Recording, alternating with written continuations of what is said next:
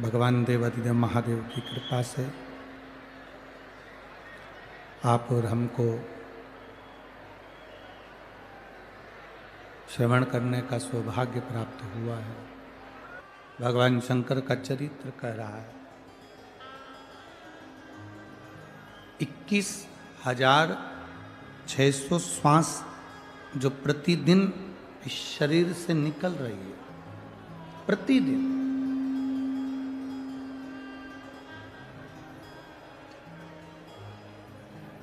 उस 21,600 श्वास जो प्रतिदिन शरीर से निकल रही है, प्रतिदिन शरीर से आना जाना कर रही है, उस 21,600 श्वास में से कुछ श्वासें 21,600 श्वास में से कुछ श्वास ऐसी होना चाहिए जो भगवत भजन की हो।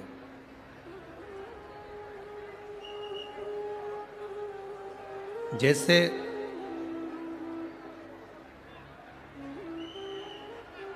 घर में जो बुजुर्ग माँ होती है, घर में जो बूढ़ी माँ होती है, जो सास होती है, कुछ रकम कुछ जेवर वो बनाती है तो ऐसे बनाती है कि वो बात तक काम आ जाए।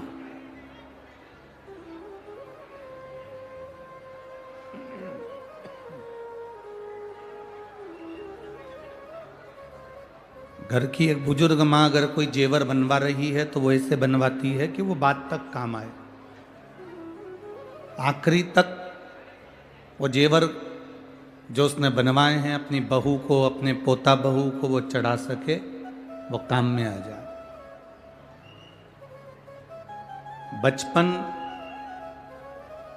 जवानी, अधेड़ी, बुढ़ापा,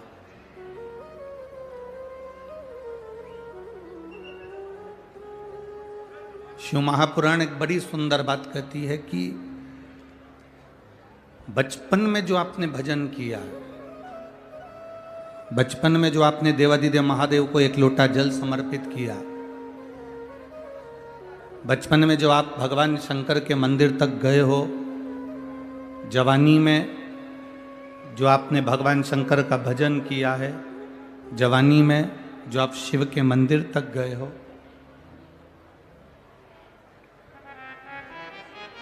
जैसे बचपन जवानी में भजन किया जाता है तो वो भजन बचपन जवानी में एक लोटा जल अगर शिव जी को समर्पित किया जाता है तो वो एक लोटा जल बचपन जवानी में जो तुमने भगवत नाम का कीर्तन करा, राम नाम, कृष्ण नाम, शिव नाम, विट्ठल, पांडुरंगा, हरि विट्ठल, जो तुमने भजा है, भगवान का जो भजन किया,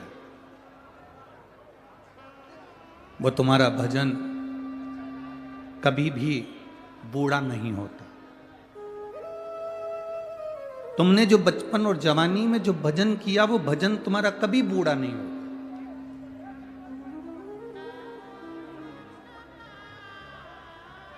30 वर्ष की अवस्था में, 35 वर्ष की अवस्था में, 40 वर्ष की अवस्था में, 45 वर्ष की अवस्था में जो तुमने कमाया है, जो तुमने मेहनत करी है, 30, 35, 40 वर्ष की अवस्था में जो तुमने कमाया, जो तुमने मेहनत करी, तुम्हारी मेहनत का जो धन होगा, तुम्हारी मेहनत की जो प्रॉपर्टी होगी, तुम्हारी मेहनत का जो प्लाट होगा, तुम्हारी मेहनत की जो जमीन होगी, वो जमीन, वो धन, वो संपदा, वो प्रॉपर्टी, तुम बूढ़े भी हो जाओगे ना तो जो तुमने 30 वर्ष की अवस्था से लेकर 45 वर्ष की अवस्था में, 50 वर्ष की अवस्था में जो तुमने कमाया है, ये प्रॉपर्टी, ये धन तुम्हारा बुढ़ापे तक तुम्हारा साथ देता है। जो महापुराण की कथा में एक बड़ी सुंदर बात लिखी है, अगर आपने स्मरण करा हो, उमा खंड को अगर पढ़ा हो तो पार्वती खंड में, उमा खंड में एक बात आती है, बड़ी सुंदर आती है। रोज 10 बजे तुम मंदिर जाते हो, रोज 9 बजे तुम मंदिर जाते हो, रोज 11 बजे तुम मंदिर जाते हो, रोज सवेरे 8 बजे मंदिर जाते हो। पार्वती खंड कथा है, उमा खंड कथा है, कभी कभी हफ्ते 2 हफ्ते में अपना समय बदल कर भगवान के मंदिर जाया करो। हफ्ते 2 हफ्ते में ऐसा समय निकालो कि हमें अपना समय चेंज करना, अपना समय बदलना। क्या होगा उससे? जो दुकान जाने वाले हैं उन दुकान जाने वालों से हम निवेदन करेंगे, जो ऑफिस जाने वाले हैं वो ऑफिस जाने वालों से निवेदन करेंगे, जो कहीं ना कहीं किसी ना किसी जगह पर नौकरी करते हो, धंधा करते हो, बिजनेस करते हो, काम करते हो, फैक्ट्री जाते हो, कार्य करते हो, तुम्हारा जाने का समय 10 बजे है।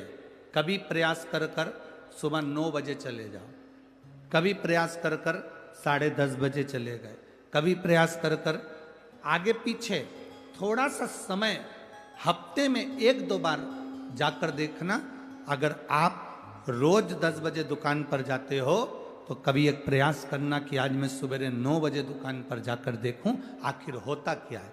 सवेरे 9 बजे फैक्ट्री का मालिक ये विचार करे, मैं रोज 12 बजे फैक्ट्री पर जाता हूं, फैक्ट्री का मालिक 12 बजे फैक्ट्री पर पहुंचता है।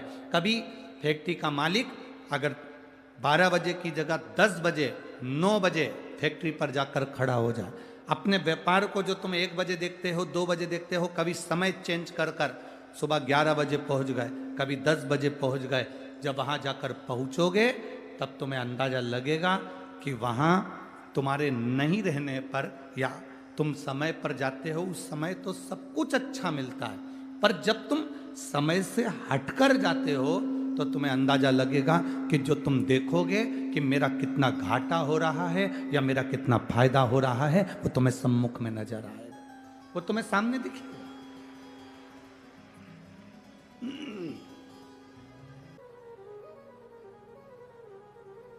रोज देवाधिदेव महादेव को जल चढ़ाते हो, प्रतिदिन भगवान शंकर को जल चढ़ाने के लिए जाते हो। कभी कभी थोड़ा सा बदलाव कर कर देखिए, थोड़ा सा बदलाव। एक दिन महादेव को जल चढ़ाने के लिए गए, हो सकता है कभी कभी तुम्हारे साथ भी होता हो कि आज लोटा भूल गए, जल भूल गए या कोई बेलपत्र भूल गए, तो फिर करना क्या?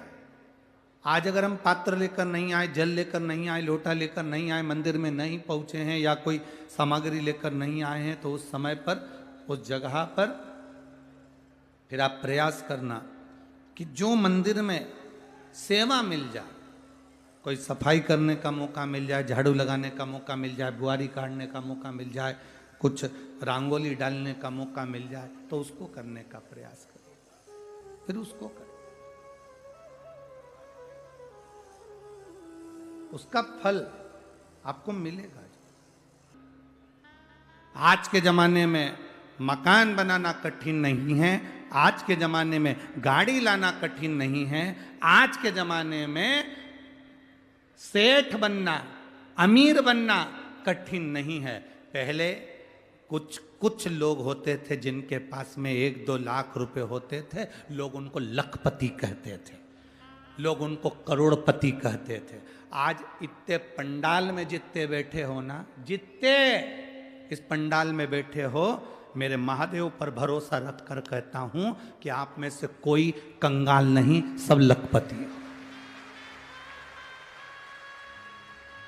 किसी के पास में 1 लाख होगा, किसी के पास में 50,000 से ऊपर होगा। लखपति बनने का आज के जमाने में पैसा कमाना कठिन नहीं है, अमीर बनना कठिन नहीं है, बंगला बनाना कठिन नहीं है, दुकान बनाना कठिन नहीं है, कमाई करना कठिन नहीं है। आज के जमाने में गाड़ी लाना कठिन नहीं है, दुकान बनाना कठिन नहीं है, पर आज के जमाने में दुनिया की सबसे कठिन चीज एक है, अपने बच्चों को संस्कारित बनाना।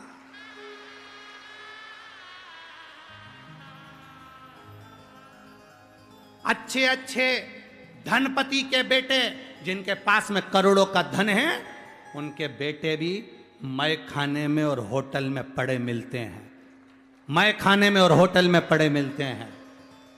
बहुत बहुत करोड़पति के बेटे भी कहीं ना कहीं गलत व्यसन में डूबे मिलते हैं, गलत व्यसन में पड़े हुए मिलते हैं। धन कमाना कठिन नहीं भाई, सेठ बनना कठिन नहीं, अमीर बनना कठिन नहीं, दुकान बनाना कठिन नहीं, मकान बनाना कठिन नहीं, जेवर बनाना कठिन नहीं, प्रॉपर्टी खरीदना कठिन नहीं, पर दुनिया का सबसे कठिन काम है कि अपनी जो जिंदगी की पूंजी है, अपनी जो औलाद है, अपने जो बच्चे हैं, इनको संस्कारित बनाना, ये दुनिया का सबसे कठिन काम है, सबसे कठिन।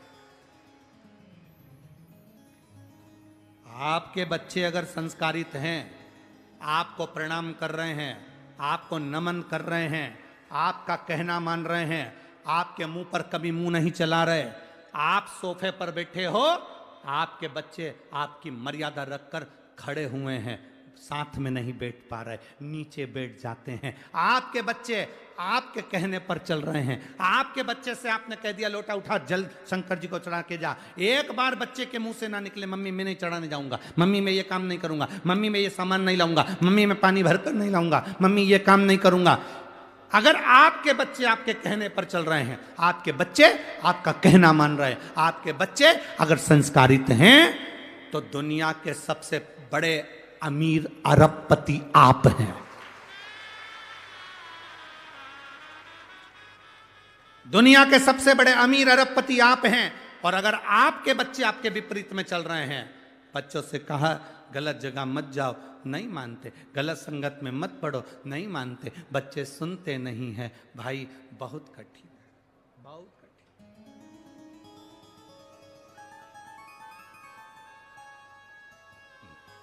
आज इस राष्ट्र को,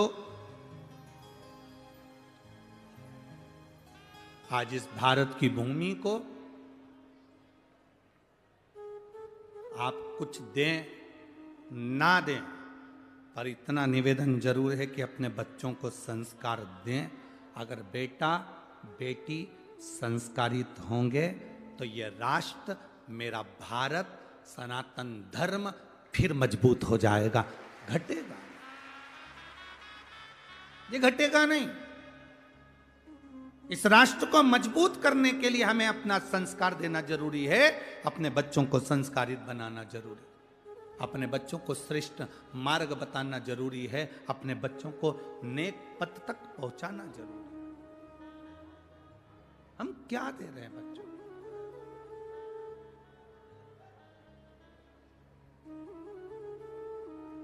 हम एक पत्र लाना भूल गए, जहां हम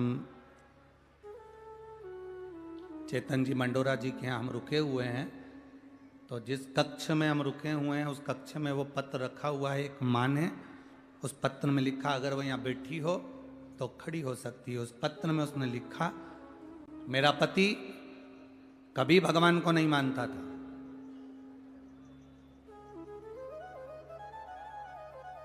मेरा पति कभी भगवान को नहीं मानता था, हम मंदिर जाते थे तो मना करता था।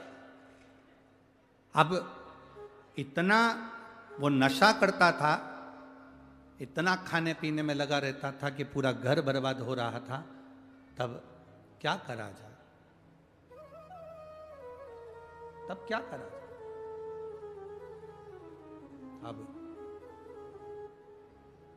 हम हमारे पति से बस हमने जिंदगी में एक ही निवेदन करा कि अपन सीहोर चलते हैं, वहाँ से रुद्राक्ष लेकर आते हैं।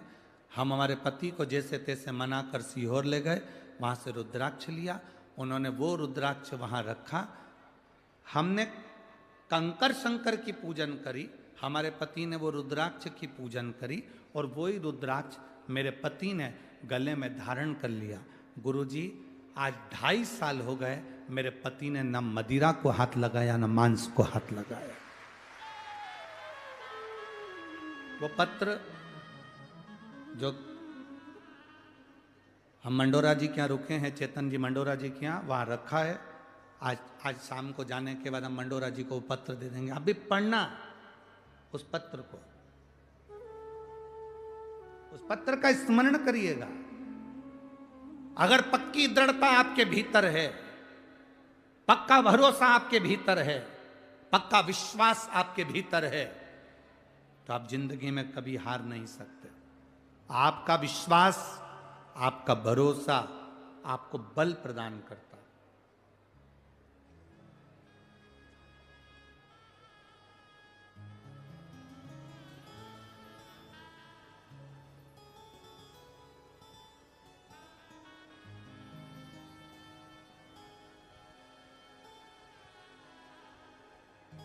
ये दादा बाबू भूसे जी ने जो कथा मालेगांव में कराई थी, वो कथा,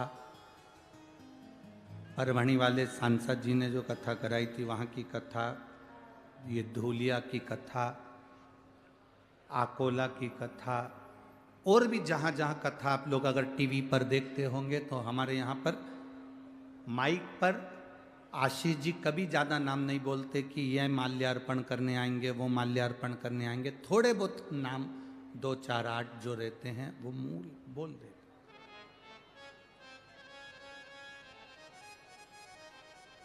एक माला, एक प्रणाम और एक प्रशंसा। आप भी बोलो, कितनी चीज है? 3। पहली, जम के बोलो जरा, माला। दूसरा, प्रणाम, प्रणाम करना, नमन करना। और तीसरा, प्रशंसा।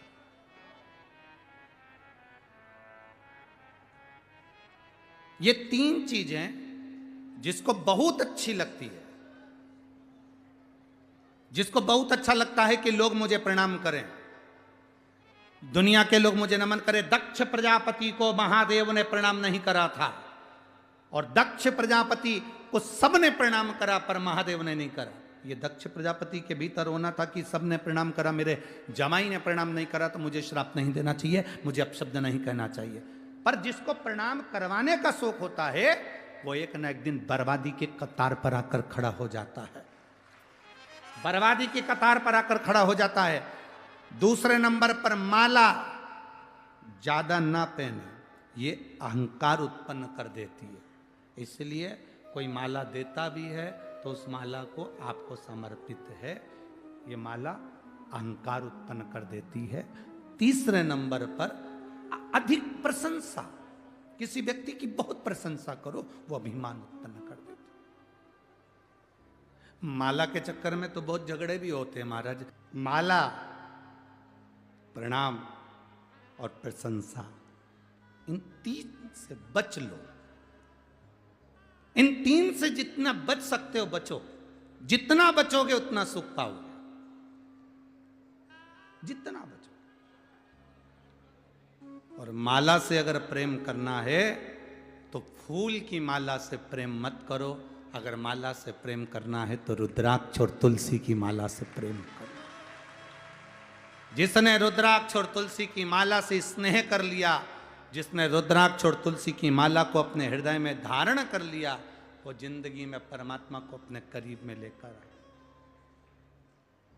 फूल की माला अहंकार को करीब में लाती है, और तुलसी और रुद्राक्ष की माला मेरे परमात्मा को आपके करीब में लेकर आ जाती है। वो माला इस चित्त वृत्ति को परमात्मा में जिसने लगाया, उसकी जिंदगी सार्थक हुई। कल कथा चल रही थी, कथा में अपन श्रवण कर रहे थे, लक्ष्मी जी का मन भगवान नारायण की बात में नहीं आया। लक्ष्मी जी का मन, जो अश्वमेध यज्ञ का अश्व कुछ देर के लिए जो बैकुंठ में आया था, स्वर्ग में आया था, उस अश्वमेध यज्ञ के अश्व को लक्ष्मी जी देख रही थी। उस अश्वमेध यज्ञ के अश्व को लक्ष्मी जी देख रही। भगवान नारायण के नेत्र खुले, और नेत्र खुलते से भगवान नारायण ने देखा कि लक्ष्मी जी का ध्यान मेरे प्रश्न पर नहीं है, लक्ष्मी जी का ध्यान मेरे संवाद पर, मेरे बोलने पर नहीं है। लक्ष्मी जी का ध्यान तो एक घोड़े पर बना हुआ है, अश्व पर बना हुआ है। लक्ष्मी जी का ध्यान तो एक अश्व पर, एक घोड़े पर है। आप कथा में बैठे हो, आप कथा में विराजमान हो, आपका ध्यान परमात्मा में है तो परमात्मा कृपा करता है। ध्यान हट गया परमात्मा से, तुम्हारा मन, तुम्हारा चित्त हटा, डोर टूटी। यहां इतने लोग आए हैं कथा सुनने के लिए। आज पंडाल फिर बढ़ाए गए, पीछे और पंडाल लगाए गए, साइड में भी बढ़ाए हैं, उधर भी बढ़ाए हैं। पर पंडाल बढ़ाने वाला भी कितना बढ़ाए, रोज बढ़ाता है, उससे ज्यादा तो तुम आ जाते हो।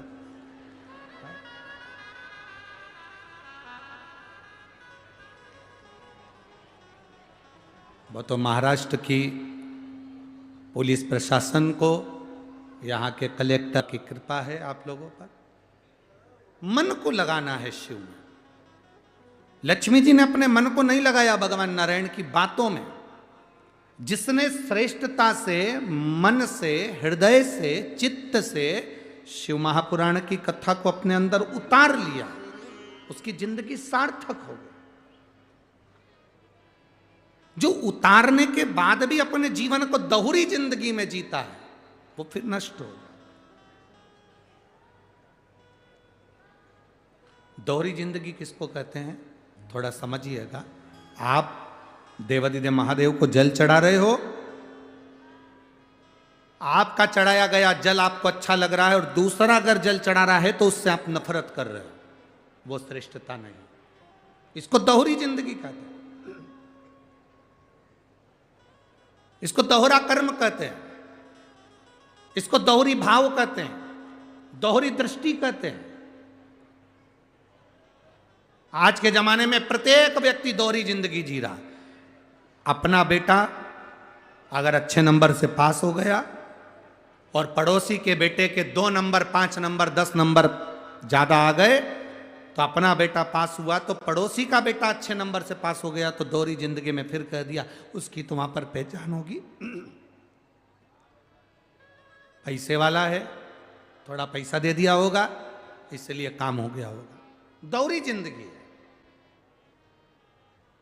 दोहरी जिंदगी। मक्खी दूध में गिर गई, थोड़ा सा दूध था, तुमने फेंक दिया। मक्खी घी में गिर गई,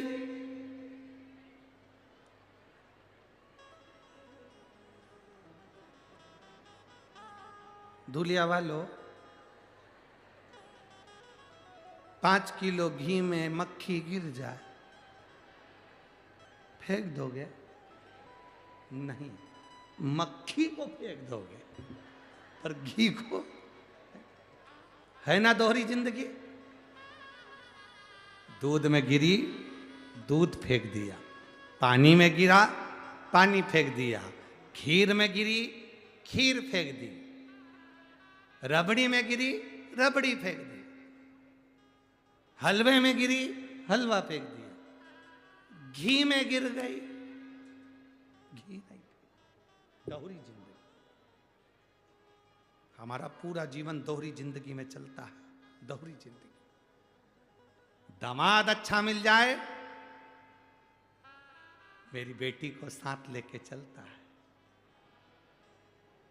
इतना दामाद अच्छा मिल जाए तो पूरे मोहल्ले में किया है, पूरे धूलिया में, कॉलोनी में, सोसाइटी में, मेरा दामाद इतना अच्छा, मेरी बेटी को तो पलक पावड़े पे रखता है, इतना बढ़िया रखता है, इतना अच्छा नेचर मेरे दामाद का, मेरी बेटी के देना वैसा करता है। मेरा दामाद जैसा दुनिया में किसी का दामाद नहीं होगा, मेरी बेटी के पेट का पानी नहीं हिलने दे, ऐसा दामाद साथ लेकर जाए, मिलाने लाए, मिलाने कर ले जाए, हर हफ्ते 2 हफ्ते में फोन लगाए, हफ्ते 2 हफ्ते में मुझे मिलाने लेकर आए। मेरे दामाद जैसा दामाद नहीं हो सकता।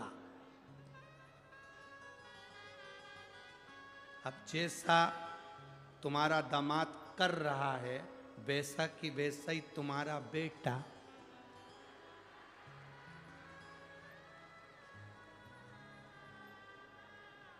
तुम्हारी बहू के साथ करे तो तुम 2-4 जगह जा करके क्या इसकी माँ के यहाँ गई थी, जरूर कुछ करवा के लाई।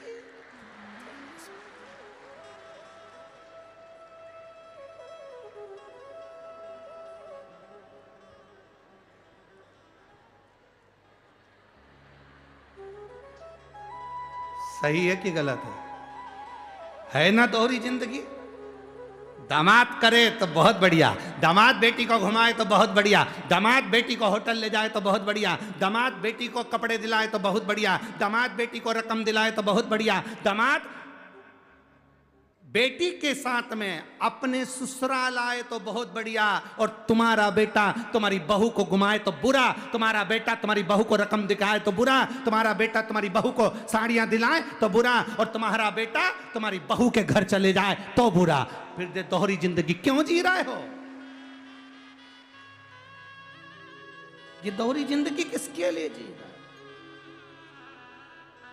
भगवान मेरी बेटी को ऐसा दामाद देना, खूब अच्छे से रखे। तो जैसे तुमने प्रार्थना करी वैसी प्रार्थना तुम्हारी बहू की माँ ने भी करी थी। भगवान मेरी बेटी को ऐसा घर देना, बड़े प्रेम से रख। अब तुम्हें बुरा क्यों लगता है? फिर क्यों कहीं कहीं जाती हो? ए भगवान, मंदिर पहुंच गई, देवालय पहुंच गई, शिवालय पहुंच गई, ना जाने कहाँ कहाँ जाकर ना जाने किस किस से पूछ रही है। हमारी जरूर बहू ने कुछ करवा दिया है, जब से मायके से आया वो 2-4 दिन 8 दिन में मायके पहुंच जाती है, इसको भी ले जाता, साथ में मेरा बेटा उसको कपड़े दिला रहा, सामान दिला रहा, रकम दिला रहा। अरे अगर तुम्हारा बेटा तुमको भी सम्मान दे और तुम्हारी बहू को भी सम्मान दे, तो उसमें प्रसन्न तुम्हें होना चाहिए कि कम से कम मेरे बेटे में मेरे संस्कार आए, मेरे बेटे में मेरे संस्कार है। बहुत ध्यान देना, बेटा अच्छा निकले तो तुम्हें स्वर्ग देगा, बेटी अच्छी निकले तो तुम्हें वैकुंठ देगी। पर बहू अच्छी निकल जाए तो तुम्हें कहीं जाने की जरूरत नहीं है, तुम्हारा घर झोपड़ा भी होगा तो स्वर्ग बना देगी। अगर बहू अच्छी निकल जाए तो तुम्हारा झोपड़ा जैसा मकान भी होगा तो स्वर्ग बना देगी, और अगर बहू अगर गलत निकल जाए तो तेरी 4 मंजिला बिल्डिंग को भी तेरे रहने के लिए नरक बना देगी। आंख में से 24 घंटे आंसू झड़ेगा, 24 घंटा आंसू, 24 घंटा। दोहरी जिंदगी जीना, शिव महापुराण की कथा कभी नहीं कहती कि दोहरी जिंदगी जियो। शिव महापुराण की कथा कहती है आप जो कर रहे हो उसमें श्रेष्ठता आपकी देखिए, आप दूसरे में उसमें गलत ना देखें, दूसरे में भेद ना देखें। बेटी अच्छी रहे ये हर माँ कामना करती है, बेटी सुखी रहे ये हर माँ कामना करती है। उसी तरह आपके घर में भी आपके बेटे की जो बहू आई है, अगर वो सुखी रह रही है तो ये उसमें उसकी माँ की कामना होगी। आप जैसे कामना करते हो वैसे वो भी कामना करती होगी कि मेरी बेटी सुखी रहे। पर अपने को कोई फर्क नहीं पड़ता, खाया बिना रह जाऊं पर बोला बिना। इसलिए जो अच्छा लगे वो बोलो, आपको समझने की जरूरत है। अगर आपका दामाद आपको अच्छा लगता है तो आपकी बहू का जो पति है वो भी किसी का दामाद होगा, इसलिए उसका भी आदर और उसका भी समर्पण बहुत जरूरी है, बहुत जरूरी।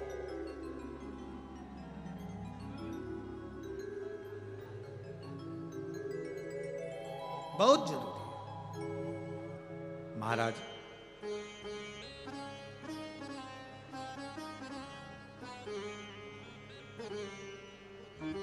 शिव कथा कर रही है, लक्ष्मी जी मन को ना लगा पाए, उनका ध्यान भटका था। अश्व को देख रही थी, घोड़े को देख रही। जब अश्व को देख रही हैं, घोड़े को देख रही हैं, भगवान नारायण ने नेत्र खोलकर देखा तो लक्ष्मी जी क्या, घोड़े पर ध्यान था तो लक्ष्मी जी को देखकर भगवान नारायण को क्रोध आ गया और उन्होंने कह दिया, लक्ष्मी मेरा श्राप है तुझे, अपने पति के साथ बैठने पर भी तू घोड़े पर ध्यान दी है, इसलिए मृत्यु लोक में तू अश्वी बनकर, घोड़ी बनकर तुझे जन्म लेना पड़ेगा, अश्वी बनना पड़ेगा, तुझे घोड़ी बनकर जन्म लेना पड़ेगा, मृत्यु लोक में तुझे जाना पड़ेगा। लक्ष्मी जी की आंख में जल भर गया। आपने मुझे श्राप दे दिया। भगवान नारायण कहते हैं,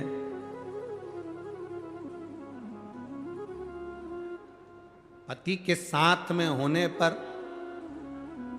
पति जब बोल रहा है, बात कर रहा है, धर्म पत्नी जब बात कर रही है, उसमें तुम्हारा ध्यान भटकना नहीं चाहिए।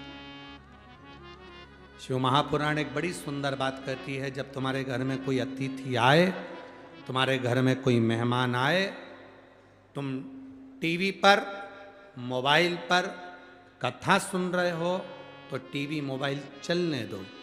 यदि तुम्हारे घर में कोई अतिथि आए, मेहमान आए, और तुम टीवी पर, मोबाइल पर कोई एडवर्टाइज देख रहे हो, कोई सीरियल देख रहे हो, कोई नाटक देख रहे हो, कोई न्यूज़ सुन रहे हो, तो भले टीवी बंद कर दो और अतिथि का आदर करो, सम्मान करो। हम गलती क्या करते हैं, अतिथि आता है, टीवी चलती रहती है और आप उस टीवी में अपना मन लगा कर रखते हो और अतिथि का आदर नहीं कर पाते, सम्मान नहीं कर पाते। उस समय पर तुम्हारा ध्यान उस अतिथि में होना चाहिए। लक्ष्मी, तुमने गलती करी। जब पति के साथ बैठी हो, पति के साथ रह रही हो, पति के साथ बात कर रही हो और तुम्हारा ध्यान इस अश्व में चले गया, इस घोड़े में चले गया, मैं तुम्हें श्राप देता हूं। पृथ्वी पर तुम्हें अश्वी बनकर जन्म लेना पड़ेगा, घोड़ी बनकर जन्म लेना पड़ेगा। लक्ष्मी जी हाथ जोड़कर पति के चरणों में नमन करने लगी, आप मुझे क्षमा करो। नारायण कहते हैं, तुम्हें जाना पड़ेगा और आज का दिन तुम मृत्यु लोक में जाओगी, पर कल तुम्हें अश्वी बनकर जन्म लेना ही है। लक्ष्मी जी उसी समय पर बैकुंठ से, स्वर्ग से पृथ्वी पर आ गई। जब पृथ्वी पर लक्ष्मी जी आई, लक्ष्मी जी ने देखा, जैसे पृथ्वी पर आकर लक्ष्मी जी देख रही कि बहुत घोर अंधेरा है, भयंकर अंधेरा।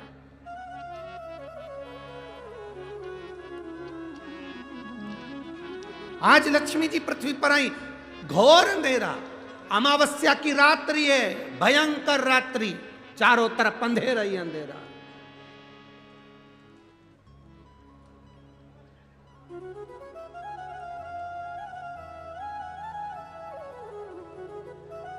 लक्ष्मी जी पृथ्वी पर आते से मृत्यु लोक में जब भ्रमण करने लगी, और भ्रमण करते करते लक्ष्मी जी ने विचार करा, मैं कहां जाऊं, एक रात्रि की बात है, आज मैं इस अंधेरे में कहां जाऊंगी, रात्रि का समय था। लक्ष्मी जी भ्रमण करती हुई चारों तरफ देख रही थी, सबके दरवाजे बंद थे, सबकी खिड़कियां बंद थी, सबका द्वार बंद था, कहीं लक्ष्मी जी को जाने की जगह नहीं मिली। एक दरवाजा खुला था और वहां पर एक मिट्टी का दिया जिसमें से प्रकाश टिमटिमा रहा था। लक्ष्मी जी उस घर के अंदर प्रवेश करी। एक बूढ़ी मां बैठी कपड़े को सिल रही थी। बूढ़ी मां वस्त्र बना रही थी।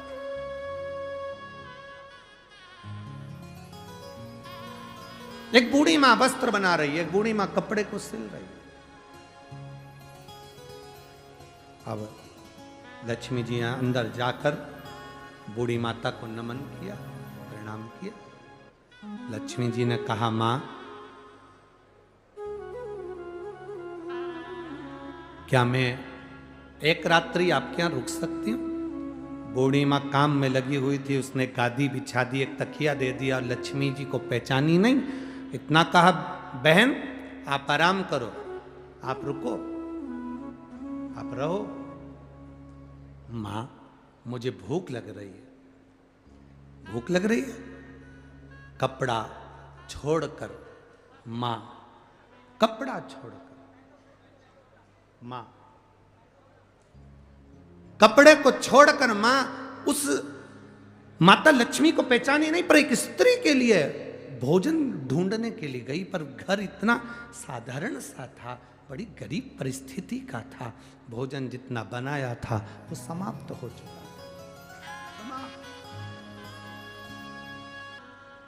जिस घर में रुके हैं श्री चेतन जी मंडोरा जी के यहाँ, आज हमको बड़ी प्रसन्नता हुई। सुबह का समय था, हम सुबह मॉर्निंग वॉक कर रहे थे। सुबह के समय पर जब घूम रहे थे नीचे, बाहर तो हम मॉर्निंग वॉक करने जाते नहीं हैं, क्योंकि जाते हैं तो लोग गाड़ी में बिठा के वापस घर छोड़ जाते हैं। और उन्होंने कहा गुरुजी गाय को रोटी, हमने कहा लाओ हम देते। गौ माता को जब रोटी दी तो रोटी गरम थी। हमारी आंख में जल भर गया। लोग इतनी सुबह 5:30 बजे, 5:30 पौने 6 बजे इतनी सुबह लोग गाय को रोटी अगर देते हैं तो दूसरे दिन की कल की बची हुई बासी देते हैं। पर धन्य है ऐसी माँ जो गाय के लिए रोटी लेकर आई थी तो ताजी। धन्य है, साधु था आपको, बहुत बहुत साधु था, उसके लिए धन्यवाद आपको। ताजी रोटी को माता को हम मन में सोचे कि यही भाव, ये संस्कार बच्चों में होना चाहिए, ये भाव होना चाहिए। कुछ अच्छा लगता है आपके नगर में, आपके गांव में, आपके क्षेत्र में, तो हम कहने में पीछे नहीं हटते, और जो बुरा लगता है उसको अगली कथा में कह देते हैं। यहीं की यहीं नहीं कहते।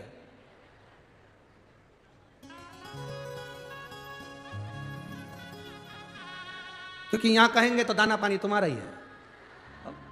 तो जो बुरा लगे उसको तो अगली कथा में बोल दे, जो अच्छा लगे वो बोल दो, जो प्रेम है। तो स्नेहता, आपका वात्सल्य, क्या दूं मैं, क्या प्रदान करूं मैं, क्या दूं मैं। अब नारी बैठी है और कह रही है मां मां मुझे भूख लगी है। लक्ष्मी जी आवाज लगा कर कह रही है मां मुझे भूख लगी है, कुछ है आपके पास में। मां ने अपना घर टटोला, कुछ भी भोजन के लिए नहीं मिला, कुछ प्रसाद पवाने के लिए नहीं मिला। अब अतिथि है, अतिथि आया दरवाजे पर। अभी हमने कहा था दरवाजा किसके लिए खोलकर रखना है, लक्ष्मी के लिए दरवाजा नहीं, अतिथि के लिए, मेहमान के लिए। कोई आए तुम्हारे दरवाजे पर, उसके लिए दरवाजा खोलकर रखो। जब हम दूसरे के लिए द्वार खोलेंगे तो लक्ष्मी हमारा द्वार अपने आप खोल देगी। लक्ष्मी अपने आप द्वार खोले।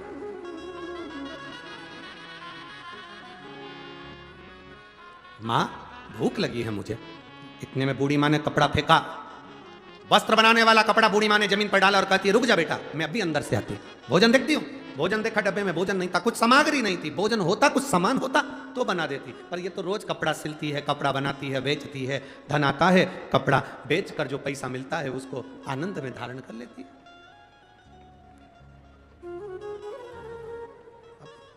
है नहीं, याद आया बूढ़ी मां को, याद आया कि जब मेरा विवाह हुआ था, बूढ़ी मां की शादी, और बूढ़ी की उम्र है 75 वर्ष की, और शादी की उम्र का ध्यान स्मरण आया कि मेरे पास कुछ नहीं। पर मेरी जब शादी हुई थी, पूजन अभिषेक जब किया गया था, मेरे पिताजी के पास में देने के लिए कुछ भी नहीं था। उन्होंने अपने एक वृक्ष में से शहद, मधु को लाकर मुझे दे दिया था। वो मधु का डब्बा मेरे पास में रखा हुआ, शहद का डब्बा मेरे पास रखा, शहद का मधु का डब्बा मेरे पास, वो शहद का डब्बा मेरे पास में है, वो मधु का डब्बा मेरे पास है। मधु पुराण की इस कथा को अपने अंदर उतार कर रखिए।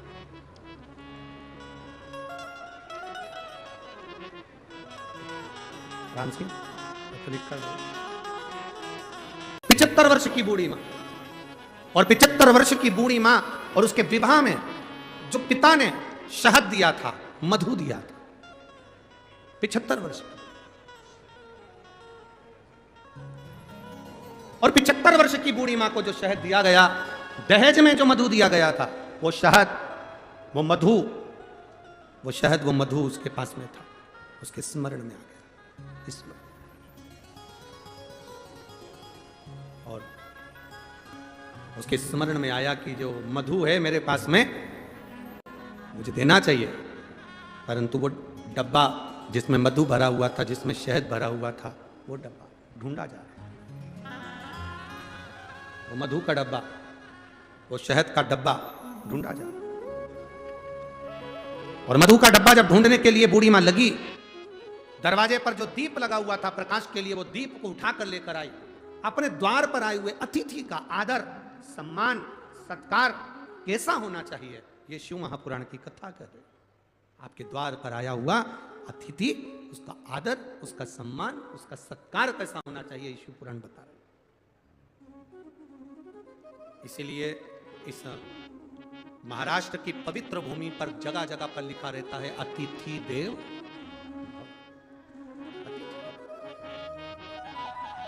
महाराष्ट्र की पवित्र भूमि पर जहां तुम जाओ महाराष्ट्र के अंदर, जगह जगह पर लिखा मिल जाएगा अतिथि देवो। अतिथि का सम्मान हम करना सीखें, अतिथि का सत्कार हम करना सीखें।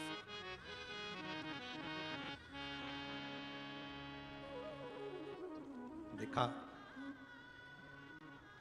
मधु का डब्बा, शहद की डब्बी ढूंढ रही, मिला। प्रकाश की रोशनी में देखा गया और प्रकाश की रोशनी में वो डब्बा प्राप्त हुआ। मधु निकाला, शहद निकाला और वो शहद बूढ़ी मां माता लक्ष्मी जी के पास लेकर गई। बूढ़ी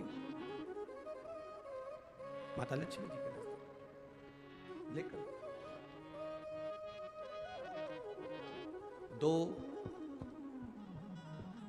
33 कोटि देवी देवता में 2 देवता ऐसे हैं जिनको मधु शहद प्रिय है, और उस मधु शहद की प्रियता में वो अपने पास का जितना वैभव होता है वो प्रदान कर देते हैं। 2 देव, एक देवाधिदेव महादेव,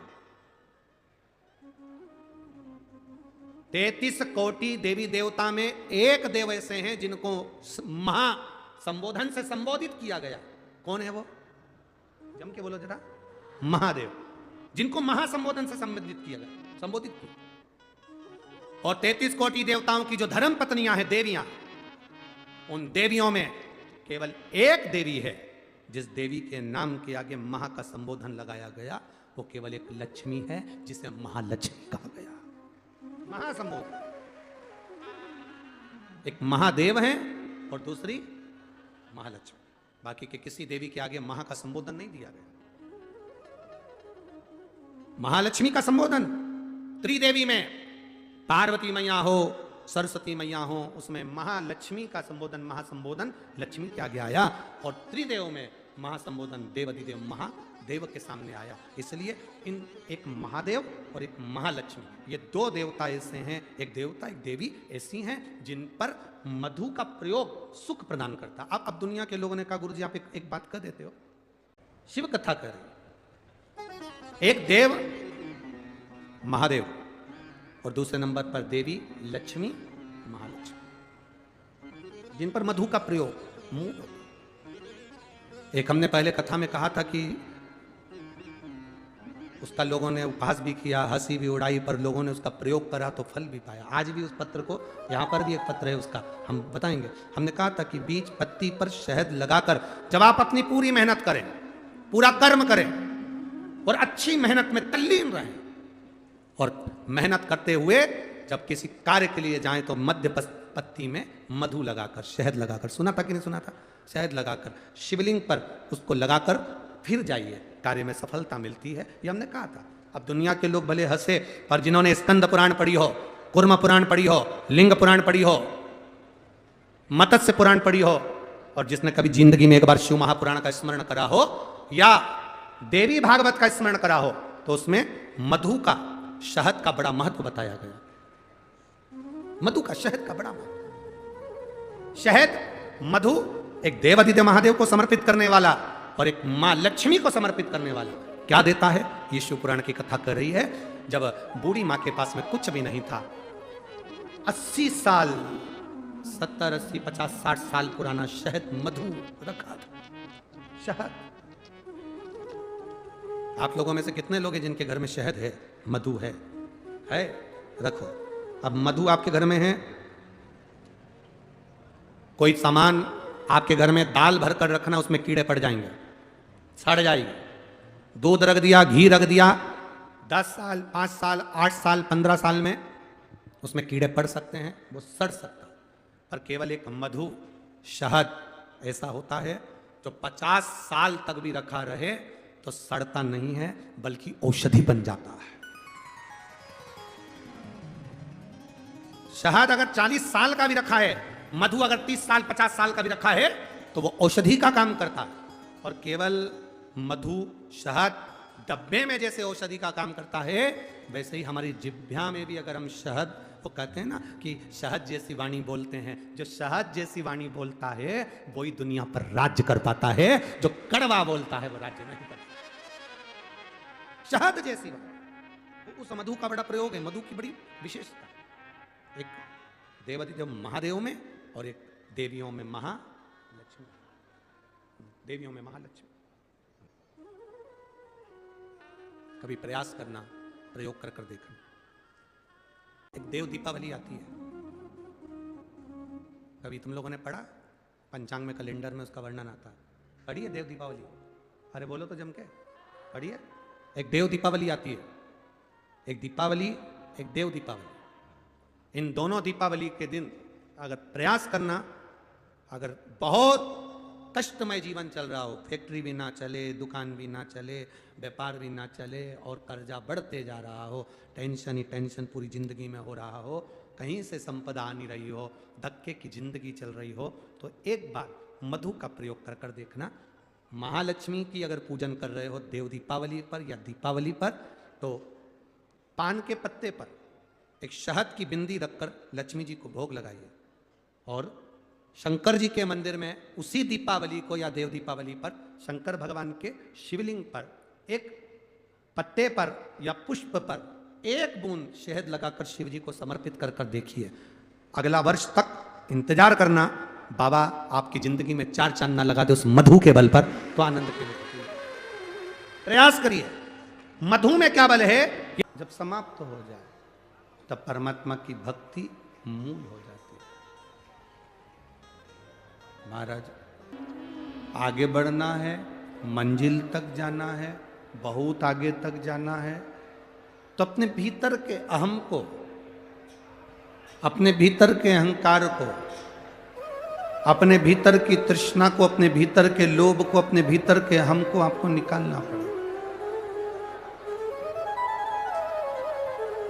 जब भीतर का अहम, भीतर की तृष्णा, भीतर का लोभ जब हट जाएगा तो भगवान देवाधिदेव महादेव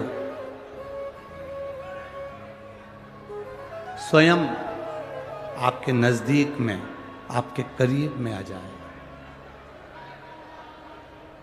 शिव कब तक नहीं मिलते?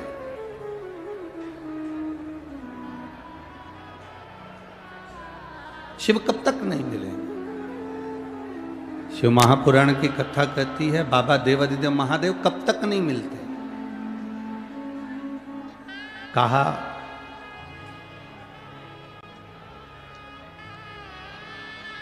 एक धोबी कपड़े को कब तक रगड़ता है? जब तक उसमें कोई दाग दिखता रहता है।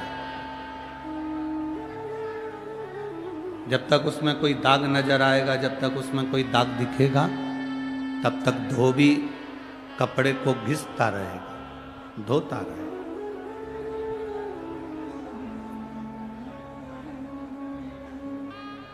जब दाग कपड़े में नहीं रहता, जब कपड़े में से दाग हट जाता है, दाग निकल जाता है, तब धोबी कपड़े को घिसना बंद कर देता है। शिव महापुराण की कथा कहती है, शिव कथा कहती है कि भगवान देवाधिदेव महादेव, भगवान शंकर कब तक नहीं मिलते? तो कहा जब तक हमारे अंदर क्रोध, अहंकार का छोटा सा भी दाग हमारे भीतर यदि है, तो भगवान जब तक उसको पूरा धो नहीं देता, तब तक मेरा भोलेनाथ मिलता नहीं, तब तक मेरा शिव नहीं मिलता। जैसे धोबी कपड़े को धोता है, दाग रहा है, जब तक दाग समाप्त नहीं होता तब तक वो धोता रहता है, उस पर पाउडर लगाएगा, साबुन लगाएगा, गर्म पानी में डालेगा, खंगालेगा, घिसेगा, मलेगा, उसका दाग मिट जाएगा तो वो फिर घिसना छोड़ देगा, फिर वो घिसना छोड़ देगा। जब तक दाग नहीं हटता तब तक वो घिसता है, दाग हटा उसमें घिसना बंद। शिव भी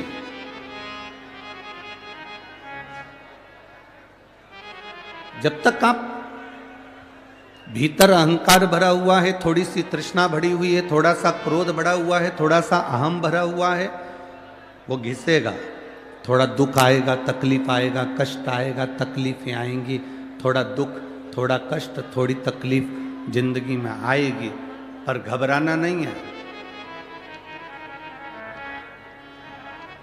हमें घबराना नहीं। अरे मैंने तेरे ही भरोसे, वो घिसेगा, रगड़ेगा, थोड़ी जिंदगी में तकलीफें, दुख, कष्ट आ सकता है, पर घबराना नहीं है, चिंता नहीं करना, सब चलता। क्यों?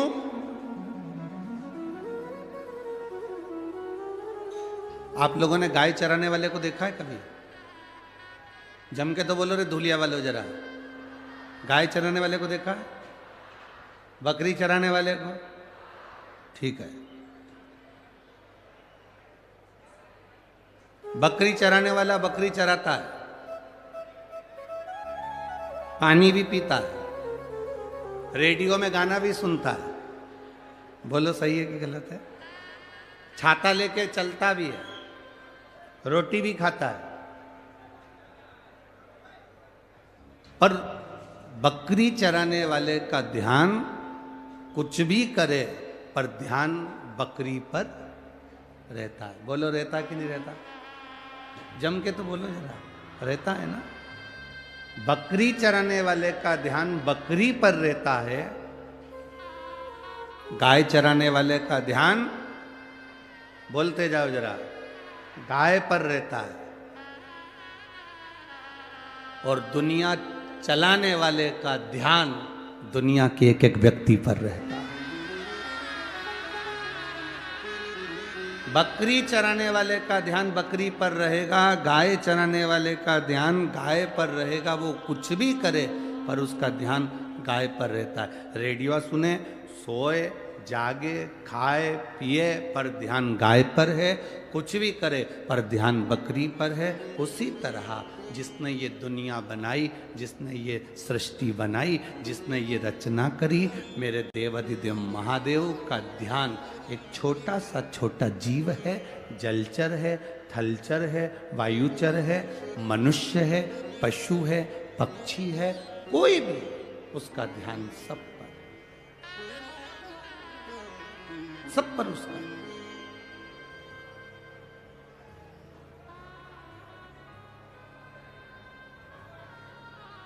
ऐसा कोई नहीं जिसमें मेरे भोलेनाथ जी का ध्यान नहीं। पशुपतिनाथ का व्रत करती हैं माताएं तो भगवान से कह देती हैं, हम बड़े दुखी, हमने एक बार व्रत कर लिया तो हमारी सुनता क्यों नहीं, तेरी कृपा दृष्टि हम पर होती क्यों नहीं। भोलेनाथ जी कहते, जी घबरा मती, धोबी कपड़े को धोता है, जब तक उसका दाग ना चले जाए तब तक साबुन लगाता है, तब तक गर्म पानी में निकालता है, खगालता है, कूटता है, पीटता है, कपड़ा साफ हो जाता है, फिर धोबी उसको नहीं धोता।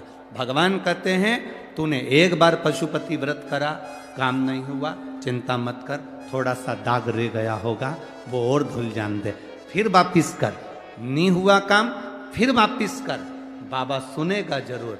एक लोटा जल देवाधिदेव महादेव को जो चढ़ाता है, थोड़ा समय लग सकता है, पर मेरा देवाधिदेव महादेव खाली नहीं छोड़ते, भंडार भरते जरूर।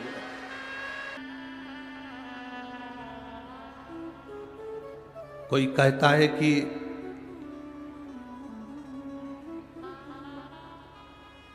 क्यों भटक रहे हो, क्यों जा रहे हो यहाँ वहाँ? हम कहते हैं तुम भटको भी मत, कहीं मत जाओ।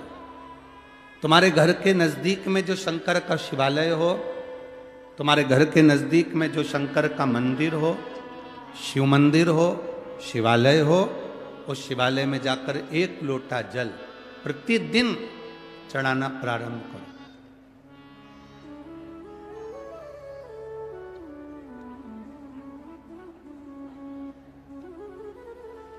जो प्रतिदिन भगवान शंकर के मंदिर में 1 लोटा जल समर्पित करता है, उसका हाथ महादेव पकड़ लेता है, फिर ऐसे ही नहीं छोड़ता, उसको मंजिल तक पहुंचाकर छोड़ता है।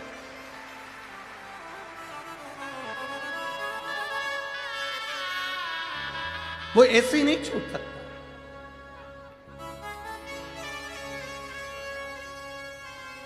आपने अगर उस पर भरोसा करा है, हाँ, थोड़ा कष्ट हो सकता है, थोड़ी तकलीफें आ सकती है, थोड़ा दुख आ सकता है। जिंदगी में थोड़े थोड़े तकलीफें हर मनुष्य के जीवन में आती है।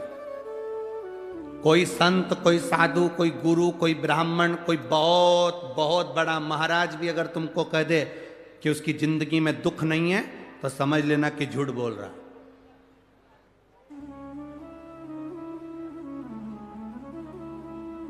मेरे राम जी महाराज भी इस पृथ्वी पर जन्मे तो उनकी जिंदगी में भी दुख आया।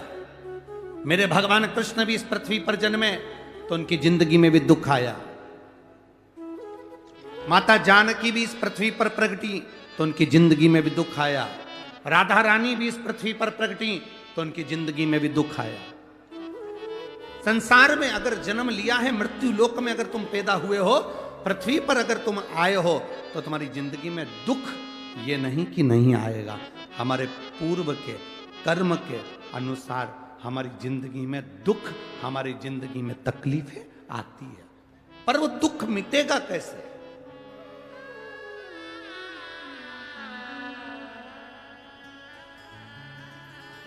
राम जी का दुख कैसे मिटा था? राम पथ गमन में जहां जहां चलकर देखो, चलो आपके पास में है पंचवटी, आपके पास में नासिक लगा हुआ है, पंचवटी लगी हुई। ये कथा 19 तारीख को पूर्ण हो जाएगी। 21 तारीख को नासिक में माता गोदावरी के तट पर पंचवटी में 5 दिवसीय कार्तिक महीने में कथा लोगों को श्रवण करने के लिए भक्तों को मिल जाएगी। आपके नजदीक में लगी है पंचवटी, चलो जाओ। जितने राम जी महाराज अयोध्या से लंका तक गए, उसके बीच में जितने राम जी के मंदिर नहीं है, उससे अधिक शंकर जी के मंदिर हैं।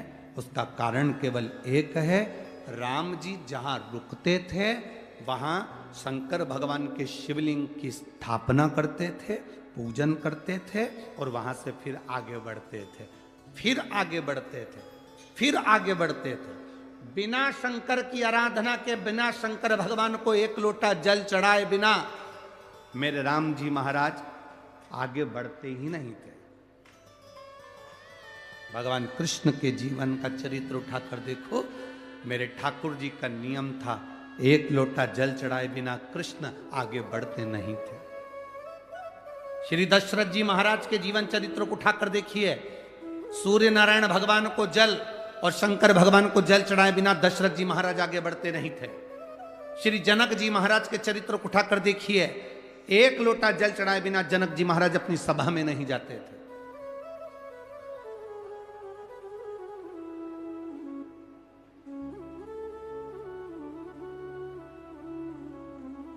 थोड़ी जिंदगी में तूफान आते हैं, कष्ट आते हैं, दर्द आता है, तकलीफें आती हैं, पर तूफान आता है तो पता चलता है ना कि मजबूती कितनी है। अभी पता चला,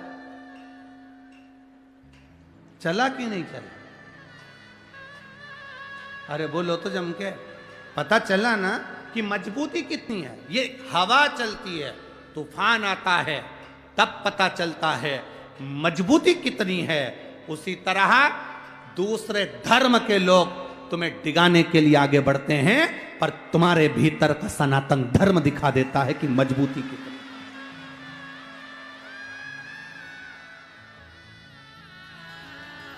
छत्रपति शिवाजी महाराज, जिनकी माता ने कहा कि बेटा सामने किला है और वो किला मुझे चाहिए, शिवाजी कहते हैं माँ क्या बात करती हो, ये किला वहां कितना कितना सैनिकों का बल भरा पड़ा हुआ है और मेरे पास में कुछ भी नहीं है, मेरे पास कुछ भी।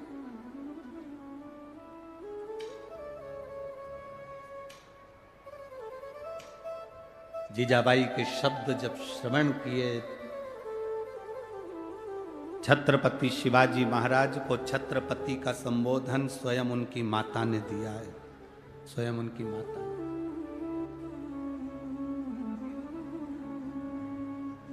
कह दिया जीजाबाई, सामने जो किला है वो मेरा है, तुझे मालूम है? हाँ मां, मैंने सुना है ये किला अपना है, फिर कब्जा दूसरे का है। छत्रपति शिवाजी ने कहा बहुत भारी सेना है उसके पास में, बहुत बल है उसके पास में, सेना प्रबल है उसके पास में, मेरे पास इतनी सेना नहीं है। मां ने कह दिया शिवाजी तेरे बस की बात नहीं है, मैं खुद जाऊंगी और किला लेकर आऊंगी। स्वयं शिवाजी ने सुना कि मां स्वयं किला लेने के लिए जा रही है, स्वयं किला। मां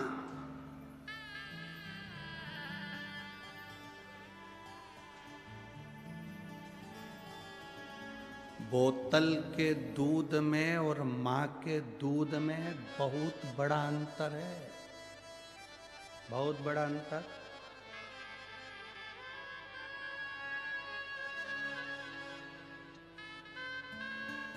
बोतल का दूध और मां के दूध में बहुत बड़ा अंतर होता है। बोतल का दूध पीने वाला भले हर हर महादेव ना कहे, पर मां का दूध पीने वाला तो मुख से चिल्लाकर कहता है हार हार।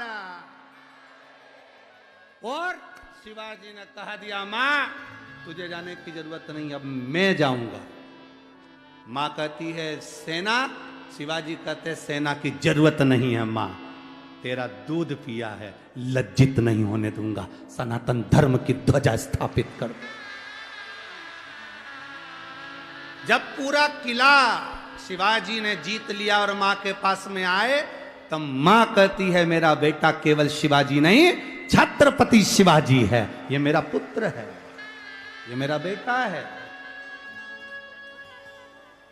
साध ले अगर कोई व्यक्ति अपने भीतर बल उत्पन्न कर, ये तूफान चलते हैं तो मालूम पड़ता है कि मजबूती कितनी है। कश्ती और हस्ती, कौन कौन? कश्ती नाव, कश्ती और हस्ती का पता तूफान में चलता है। कश्ती और हस्ती का पता तूफान में चलता है। जब कोरोना जैसी बीमारी आई, बहुत बड़ा रोग चारों तरफ घर्षित होने लगा, कई कई शहर की ऐसी ऐसी हस्तियां थीं, ऐसी ऐसी हस्तियां थीं जिन्होंने अपने खजाने खोल दिए और भूखों को भोजन कराया, प्यासों को पानी पिलाया, किसी को दवाई, किसी को गोली, किसी को ऑक्सीजन देते रहे। और कई कई शहर की ऐसी ऐसी हस्तियां थीं, बोल दूं,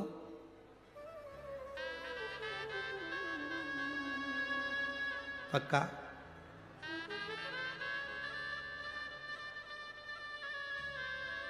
जो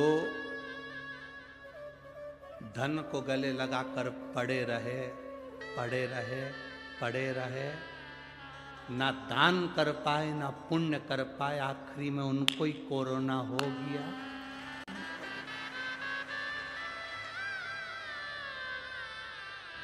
कश्ती और हस्ती का पता तूफान में चलता है। तूफान ज्यादा चल रहा है, कश्ती और हस्ती कितनी मजबूत है देखना पड़ेगा। आपका धन, आपकी संपदा आपकी चक्री। हमने एक बार कथा में कहा था, हमारे दरवाजे पर भिखारी भीख मांगने के लिए आता है, तो भिखारी भीख मांगने नहीं आता, हमको ज्ञान देने आता है। भिखारी हमारे दरवाजे से रोटी मांगता है, भिखारी हमारे दरवाजे से भीख मांगता है, और हमारे दरवाजे के सामने आराम से बैठकर खाता है। और सेठ टिफिन रखा है, पत्नी फोन करके बोल रही है, आज मैंने भोजन अच्छा बनाया है, खा लेना। 11 बजे का टिफिन भेजा, 11:30, 12, 12:30, 1, 1:30, 2 कमाने में ऐसा लगा रहा कि 2-2:30 बजे रोटी खा रहा है। जिस रोटी के लिए तू इतनी मेहनत कर रहा है, वो रोटी तू टाइम पे नहीं खा पा रहा, तुझसे तो अच्छा भिखारी जो 10 घर से मांगता है पर भोजन भी टाइम पे करता है। भिखारी कभी लेट अबेर भोजन नहीं करता, टाइम पे। और जरूरी है कि भिखारी केवल वही होगा जो दरवाजे पर मांग रहा।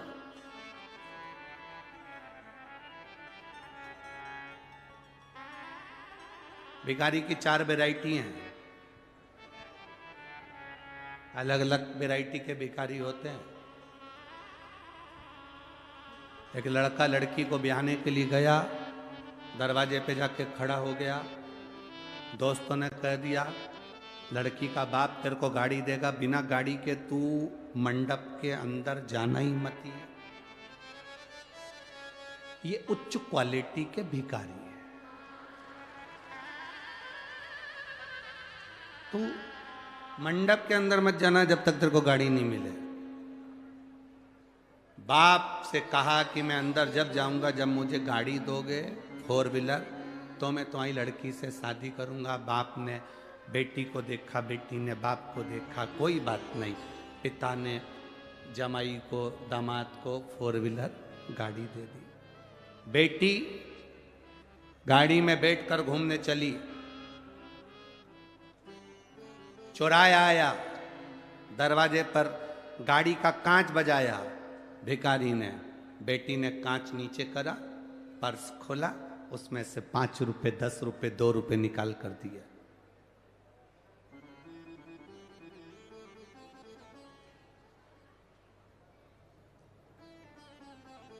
पति ने कहा दरवाजा मत खोल, कांच मत खोल, बाहर भिखारी है,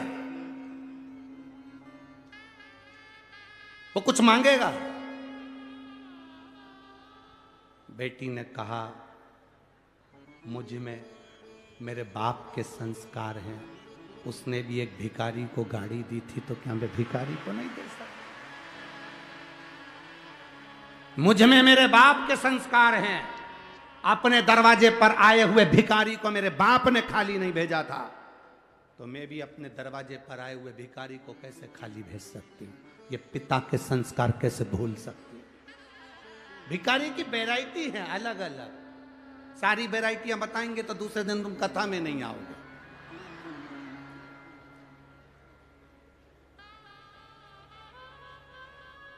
एक लड़की के घर से मांगा हुआ धन बहुत दिन तक नहीं चलता।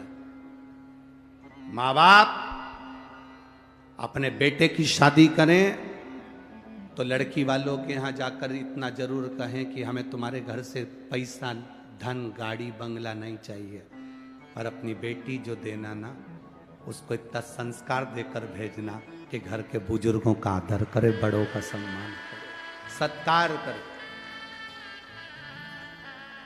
धन से मूलता नहीं होती है। कार वाली बहू नहीं, संस्कार वाली बहू लेकर आओगे तो जिंदगी की सार्थकता सिद्ध हो जाएगी आपकी। बड़े बड़े लोग बहुत धन की ओर आसक्त होते हैं। हम पहले भी निवेदन करें, वाकर, लाकर और साकल, जम के बोलो 3 चीजों के नाम, वाकर, लॉकर और साकल। साकल मतलब वो कुत्ता को जो बांधते हैं ना, वाकर मतलब जानते हो, पकड़ के जो चलते हैं बुढ़ापे।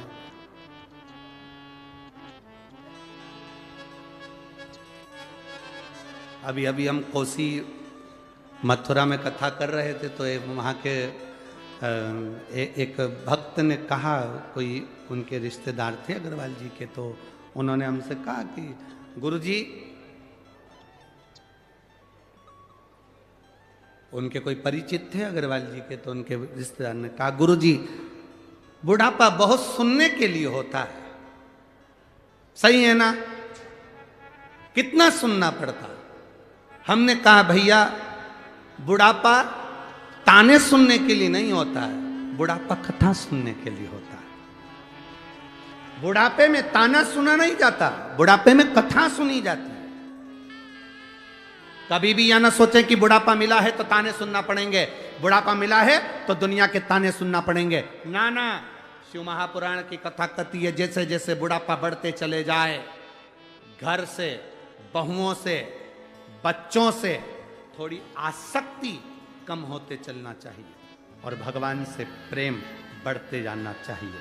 पर बुढ़ापा जैसे जैसे बढ़ता है, घर में इतना इतना तुम्हारी आसक्ति होती जाती है कि बहू जरा सा भी गुजिये की डिजाइन चेंज कर दे तो तुम तुरंत चंद्र घंटा बन जाती, तुरंत। जरा सी गुलाब जामुन बहू बना रही थी और वो गुलाब जामुन में गुलाब ही नहीं आ पाया, जामुन जामुन रह गई, तो तुम्हारा क्रोध आ जाता। ना ना ना, प्रेम बढ़े तुम्हारा। कोई बात नहीं, आज बिगड़ी है ना, कल सुधरेगी। आज नहीं बना पा रही है ना, कल बनाएगी। पर कभी चार लोगों में ये मत कहो कि मेरी बहू को कुछ नहीं आता, ये बनाना नहीं जानती, ये नहीं जानती, इसके माँ बाप के यहाँ से ये सीख कर आई है, इसके पिता के घर से ये सीख कर आई है। ना, कभी ऐसा संबोधन मत कहो। बेटी आपकी है, बहू आपकी है, आप बड़े हो, आप समझदार हो। अपना बचपन याद करो कि तुम्हारी सास ने तुमको सिखाया था, आज तुम्हें मौका मिला है कि तुम दूसरे के घर की आई हुई बेटी को अपने संस्कार देकर ढालने का प्रयास करो। ये आपकी जवाबदारी।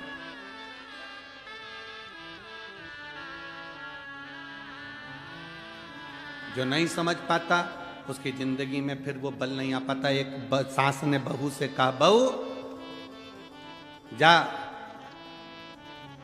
हंडे में छाछ रखी है, बिलो ले उसको दही को।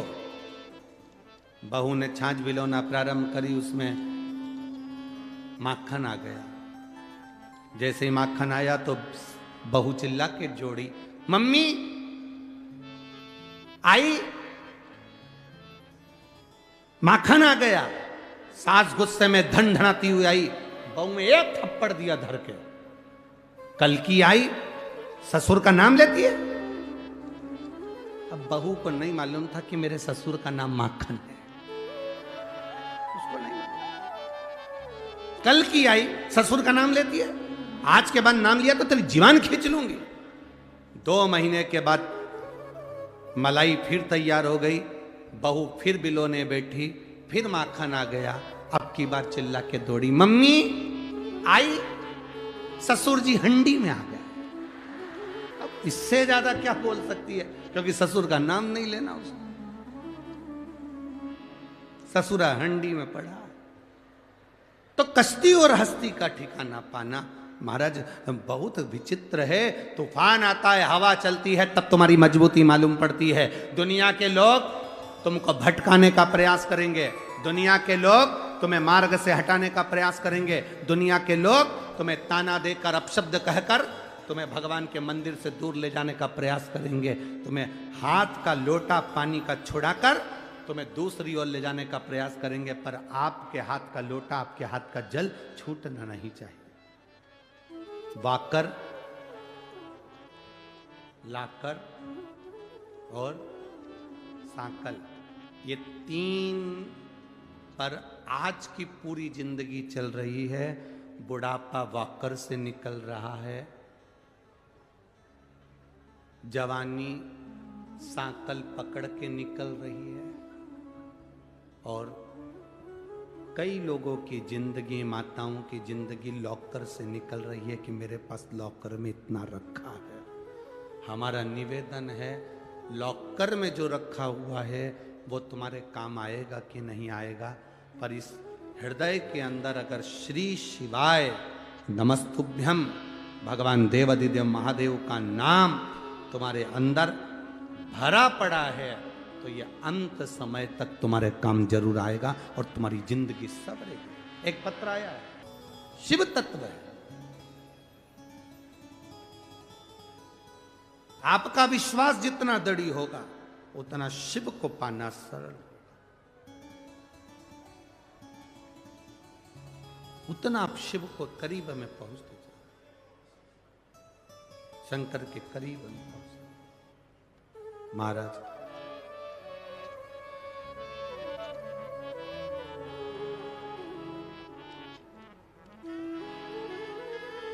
वो कहते हैं ना, हे डमरूधर भोले शंकर हम भी तुमको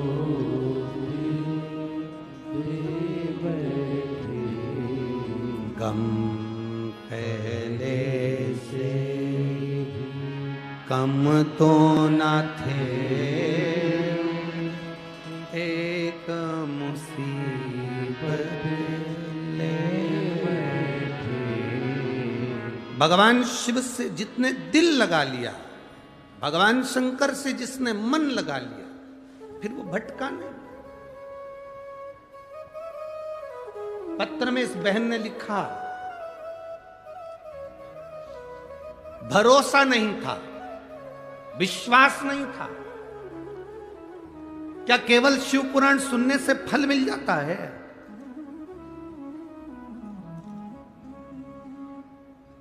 ए धुलिया वालों, 5 दिन की शिव पुराण है। भंडारा कराने वाले, बिस्कुट बांटने वाले, पानी बांटने वाले, मुंह झूठा कराने वाले, आप अपनी डायरी छोटी सी लो, उस छोटी सी डायरी में तारीख दिन लिखो और लिखो 5 रुपए का पानी का पाउच पिलाया। कथा में, शिव पुराण में इतनी तारीख को, 3 महीना नहीं, अब तो हम 3 महीना भी नहीं कहते, 1.5 महीना इंतजार करना। वो पानी का पाउच का 1000 गुना होता है कि नहीं होता? देखिए, पहले कहते थे 3 महीना इंतजार करो, अब तो हम कहते हैं जो पंडाल में बैठकर शिव महापुराण की कथा सुनता है, दिल से सुनी है। हाँ, विघ्न आएंगे, तकलीफें आएगी, बाजू वाली बोलेगी भी बहुत, कभी कभी कोनी भी मार देगी, कभी कभी उठकर जाएगी भी, आरती नहीं होगी उससे पहले भागने का प्रयास करेगी, तुम्हारे सामने से निकलेगी, तुम्हारी कथा में विघ्न डालेगी। उस समय पर उस सिर पे पल्लू रखकर उसके पांव पड़कर कह देना, तेरे हाथ जोड़ूं, 5 दिन की कथा मिली है, मुझे झोली भर कर ले लेने दे, ये फिर मिले ना मिले, ये मेरी जिंदगी के साथ मिली है। जितने श्रवण करने आयो, आस्था चैनल पर जितने सुन रहे हो, फेसबुक यूट्यूब पर जितने सुन रहे हो, अगर विश्वास रखकर, आसन लगाकर, दिल रखकर अगर शिव महापुराण की कथा आप सुन रहे हो, और यहां जहां जगह मिल जाए इस धूलिया नगर के इस पावन प्रांगण में, जहां तुम्हारा मन पड़े वहां बैठकर कथा सुन रहे हो, खाली नहीं जाओगे। तो क्या देगा? हम तो कहेंगे 3 महीना नहीं, 19 को समापन है, 21 से 25 नासिक में ही है, तुम्हारा पत्र वहां पहुंचेगा, ये पक्का है। दिल से जिसने श्रवण करी है, एक मन से इस भाव को आनंद के साथ जो श्रवण करता है, उसकी जिंदगी की एक सार्थकता अपने आप सिद्ध हो जाती है। शिव कब मिलते हैं? शिव महापुराण की कथा कहती है शंकर कब मिलते हैं, तो कहा शंकर के मिलने का सही समय, शंकर जब पूरा दाग को धो देते हैं। कष्ट देगा शिव, थोड़ी तकलीफ आएगी, थोड़ा कष्ट आएगा, थोड़ा दुख आएगा, थोड़ी तकलीफें बढ़ेगी, पर बाबा उस तकलीफ को मिटाएगा जरूर, करेगा।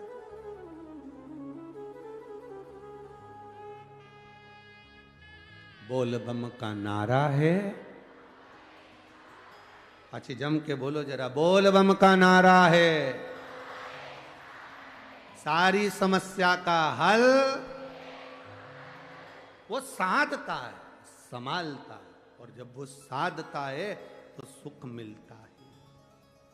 शिव कथा कहती है, भगवान शंकर का संवाद करता है। भगवान ओघड़ी दातार का चरित्र कर थोड़ा कष्ट जिंदगी में आता है पर हमें संभलने का मौका देता है।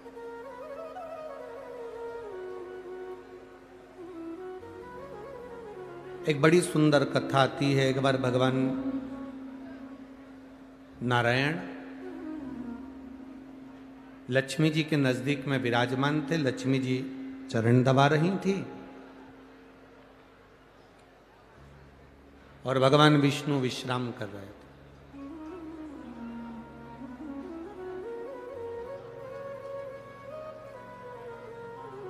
बहुत सारी बातें भगवान नारायण ने लक्ष्मी जी से कही।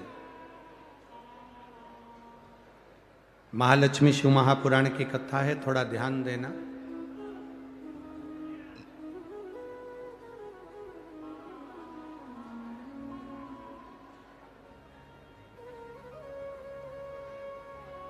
बहुत सारी बातें भगवान नारायण लक्ष्मी जी से कह रहे थे।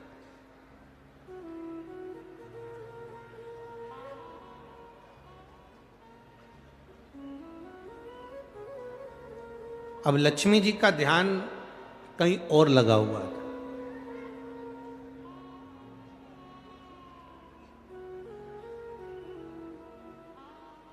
कई लोग कथा में आकर बैठते जरूर हैं पर ध्यान अगर कहीं दूसरी जगह लगा है तो उसका फल नहीं मिलता। फल की प्राप्ति तब है जब आपका शरीर कथा में है तो मन भी कथा में होना चाहिए। अब नारायण कुछ कह रहे हैं, लक्ष्मी जी का ध्यान नहीं। लक्ष्मी जी का चित्त कहीं लगा हुआ था, कहीं अन्य जगह पर कहीं मन लगा हुआ। हम सीहोर अगर कोई आता है, कुबेरेश्वर धाम अगर कोई आता है तो हम उनसे कहते हैं देखो कुबेरेश्वर धाम का मंदिर का निर्माण चालू है, धर्मशाला का निर्माण चालू है, गौशाला का निर्माण चालू है, वहां इतनी व्यवस्थाएं अभी नहीं है। आप अगर वीआईपी व्यवस्था देखने के लिए अगर आ रहे हो कि हमको वहां पर रुकने की व्यवस्था वीआईपी हो, भोजन व्यवस्था वीआईपी हो, तो हम उनसे कहते हैं कुबेरेश्वर धाम मत आओ। अगर आप कुबेरेश्वर धाम आए हो तो तुम्हारा सबसे मूल मन कंकर शंकर में होना चाहिए, और कंकर शंकर की जब पूजन करो तो तुम दिल लगा कर करना, तो बाबा वापिस जाओगे तो बैग खोलने नहीं देगा, उस बैग को लेकर वापिस बुला लेगा। ये शिव है, यो घड़ी। अगर मन लगाकर नहीं बैठे हो, मन लगाकर स्मरण नहीं कर रहे हैं, मन लगाकर कथा का रसतत्व ग्रहण नहीं कर रहा है, तो फिर उसका सुख नहीं है, कुछ भी उसका कोई फल नहीं है। हृदय मन लगाना, लक्ष्मी जी ने मन नहीं लगाया, भगवान विष्णु ने नेत्र खोल लिए, नयन खोले, देखा तो लक्ष्मी जी का ध्यान था एक घोड़े पर, एक अश्व पर जो बैकुंठ में घूम रहा।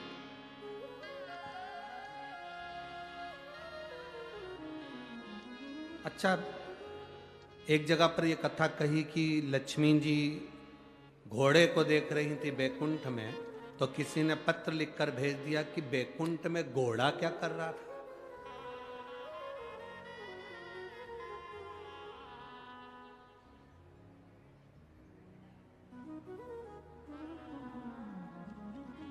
बैकुंठ में घोड़ा क्या कर रहा था?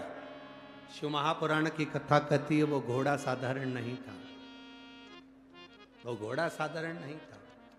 जब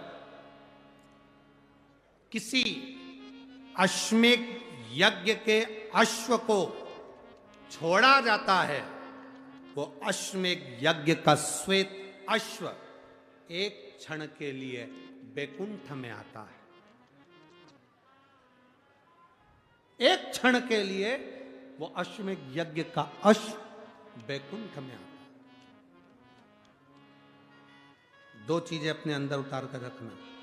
एक, जब अश्वमेध यज्ञ के अश्व को छोड़ा जाता है तो वो एक क्षण के लिए बैकुंठ में आता है। उसी तरह जब हम देवाधिदेव महादेव को एक लोटा जल समर्पित करते हैं, शंकर भगवान को जब हम जल चढ़ाते हैं और थोड़ा सा जल चढ़ाने के बाद जब हम अशोक सुंदरी वाली जगह पर जल को समर्पित करते हैं, अशोक सुंदरी वाली जगह आपको मालूम है ना, अशोक सुंदरी की जगह सबको ज्ञात है। तो अशोक सुंदरी वाली जगह पर हम जल को समर्पित करते हैं। शिव जी को जल चढ़ाने के बाद अशोक सुंदरी की जगह पर जब हम जल को समर्पित करते हैं तो जैसे अश्वमेध यज्ञ का अश्व एक क्षण के लिए बैकुंठ जाता है, उसी तरह शिव जी को चढ़ाया हुआ जल जब अशोक सुंदरी पर हम 2 बूंद भी अगर चढ़ा देते हैं, शिवलिंग पे चढ़ाने के बाद अशोक सुंदरी पर चढ़ा देते हैं, तो वो जल हमारा चढ़ाया हुआ जल का भाग पितृलोक में जरूर जाता है। तो पितृलोक में जरूर पहुंचता। मंदिर जा रहे हो, लोटा भर जल चढ़ा रहे हो, लोग कहते हैं गुरुजी आप कहते हो कि अशोक सुंदरी वाली जगह पर जल चढ़ाओ, जलाधारी पर जल चढ़ाओ, शिवलिंग पर जल चढ़ाओ, ये चढ़ाने से इसका फल मिलता है। हम कहते चढ़ा कर देखिए, भोजन मुख से किया जाता है, पर कभी कभी शरीर में कष्ट हो जाता है तो डायरेक्ट नली डाली जाती है, उससे लिक्विड दिया जाता है। बोलो बोलो सही है कि गलत है? कभी कभी वो नली मुख की जगह कहां से देते हैं? नाक से भी देते हैं। कभी कभी वो नली नाक में भी डाली जाती है, शरीर में भोजन पहुंचाने के लिए। जब बहुत जरूरी होता है तब नली नाक से लगाकर लिक्विड दिया जाता है, जिससे इसका शरीर वापिस काम करने लगे। उसी तरह कभी कभी महादेव को जल चढ़ाते चढ़ाते अशोक सुंदरी पर जब जल चढ़ाते हैं तो समझ लेना कि कुछ ना कुछ तुम्हारे लिए जरूर अच्छा होने वाला होता है, तब अशोक सुंदरी का जल कारगर हो जाता है। अशोक सुंदरी का मन लगाकर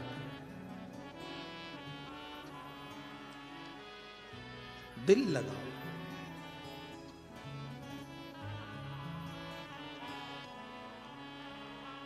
धूलिया के आसपास का जितना क्षेत्र है, शिरपुर हो, आसपास के जितना क्षेत्र है, कहीं गंगाधर भगवान शंकर गंगेश्वर बनकर बैठे हैं, कहीं रुद्रेश्वर बनकर बैठे हैं। धूलिया के आसपास के क्षेत्र में जहां भ्रमण करोगे वहां कहीं ना कहीं एकांत में तुम्हें शिव जरूर मिलेंगे। कहीं पिपलेश्वर, कहीं गंगेश्वर, कहीं हाटकेश्वर के रूप में बाबा बैठा हो, भक्तों के कल्याण। लक्ष्मी जी का मन नहीं लगाता घोड़े पर, उनका ध्यान चले गया अश्व पर। अश्वमेध यज्ञ का अश्व एक क्षण के लिए बैकुंठ जाता है। अशोक सुंदरी पर चढ़ाया गया जल जब शिव जी पे चढ़ाते चढ़ाते जल को अशोक सुंदरी पर चढ़ा देते हैं तो वो जल पितरों के पास जरूर जाता है।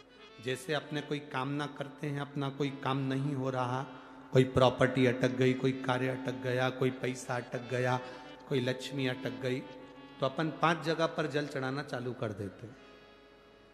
कितनी जगह पर जल चढ़ाते हैं? 5 जगह। जब अपना कोई पैसा अटक जाता है, कोई कार्य अटक जाता है, कोई फाइल अटक जाती है, कोई काम नहीं होता, तो 5 जगह पर जल चढ़ाना प्रारंभ कर देते। पहला, ये शिवलिंग जलाधारी, बीच में अशोक सुंदरी का स्थान, 5 जगह पर हम जल चढ़ाना प्रारंभ कर देते हैं जब कोई काम अटकता। पहला गणेश जी के स्थान, दूसरा षडानंद कार्तिकेय का स्थान, तीसरे नंबर पर अशोक सुंदरी का स्थान, चौथे नंबर पर जलाधारी के चारों तरफ और 5वां शिवलिंग का स्थान। जब हम यहाँ से जल चढ़ाना चालू करते हैं, फिर जल को यहाँ चढ़ाते हैं, फिर मध्य चढ़ाते हैं, फिर जलाधारी पर चढ़ाते हैं, उसके बाद शिवलिंग पर हम जल चढ़ाते हैं और धीरे धीरे जल चढ़ाकर अपनी जब कामना करते हैं, कितना भी कहीं पर भी पैसा अगर अटका होता है, 3-4 महीना अगर लगातार रोज जल चढ़ा है, तो बाबा रास्ता खोज ही देता है, वो आता ही। चाहे कोई कंपनी में अटक गया, कोई कहीं अटक गया, या कोई फाइल अटक गई, या कोई कार्य अटक गया, तो बाबा सुनता है, निकालता जो।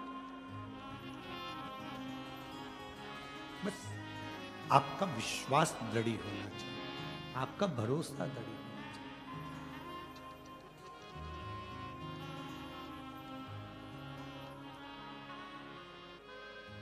शास्त्र कह रहा, शिव कथा कर,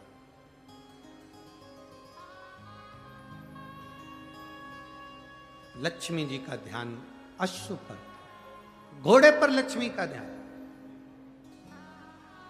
कभी कभी ध्यान भटक जाता है,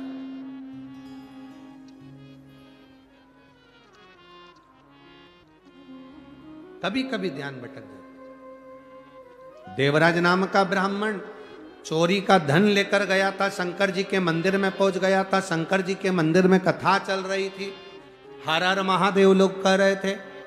देवराज का मन नहीं लगा, उसका मन केवल चोरी के सामान पर था, और शरीर में जो ताप पड़ रहा था, शरीर में जो बुखार आ रहा था, ताप बढ़ रहा था, उस पर उसका ध्यान।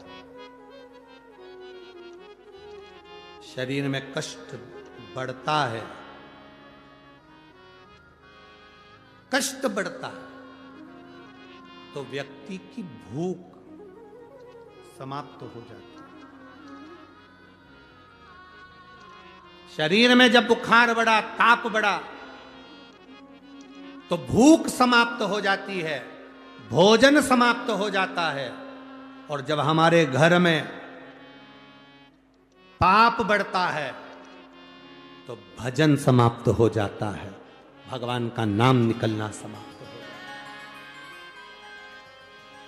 तुम्हारे घर में जब बहुएं भगवान को दिया ना लगाए, अगरबत्ती ना लगाए, सेवा ना करे, भगवान का भजन ना करे, घर के बच्चे, घर के बेटे बेटी, पोता पोती, पंती नाती जब भगवान को भजना बंद कर दें, संपदा बढ़ रही है, धन बढ़ रहा है, फैशन बढ़ रहा है, सब कुछ बढ़ा, पर भगवान का भजन कम हो गया, तो समझ लेना कि धन तो बढ़ा पर पाप ज्यादा हो गया, इसलिए भजन छूट गया।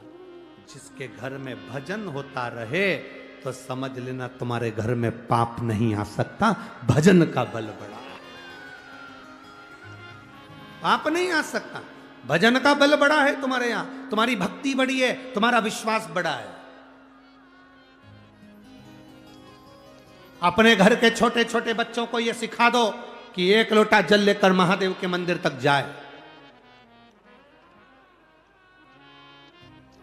तुम्हारा महादेव के मंदिर तक तुम्हारा बेटा अगर जाएगा, तो उसका बल प्रबल होगा, उसका बल प्रबल जाए मंदिर तक।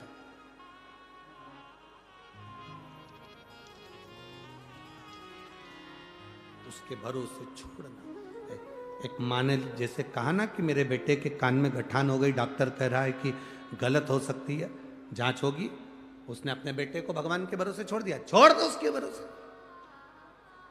कथा कहती है देवराज नाम के ब्राह्मण का मन कथा में नहीं लगा, धन में लगा रहा, बुखार में, स्वास्थ्य में लगा रहा, आखिरी में प्राण छूटे। वो तो माँ ने 1 लोटा जल चढ़ाया था, उसका पुण्य मिला, कैलाश धाम पर गया, क्योंकि 2 क्षण की शिव महापुराण की कथा उसकी चित्तवृत्ति में बैठ गई थी। बिंदुक नाम का ब्राह्मण, जिसकी पत्नी का नाम चंचुला था, बिंदुक के जाने के बाद चंचुला देवी ने काशी का स्नान पूजन करा, प्राण छूट गए। प्राण छूटे तब जो आनंद कैलाश धाम में प्राप्त किया, तुमरुका जी से शिव महापुराण की कथा करवाई, जिसको भगवान देवाधिदेव महादेव ईश्वर जी, गोरा जी गणा और गौर बनकर कथा को श्रवण करे, भाव से उन्होंने कथा सुनी। कभी जिंदगी में मौका मिले किसी तीर्थ में कथा सुनने का, कभी मौका मिल जाए, तुम्हारे आसपास के क्षेत्र में तीर्थ में कभी कथा हो शिव महापुराण की, तो प्रयास करना कि बाबा कभी करुणा कर दे तो उस कथा को जरूर सुनो, जिससे उस तीरथ की कथा का फल हमारी जिंदगी में हमेशा अटल बना रहे। ईसर जी गोरा जी पधारे हैं, जोरदार ताली बजाकर स्वागत करें।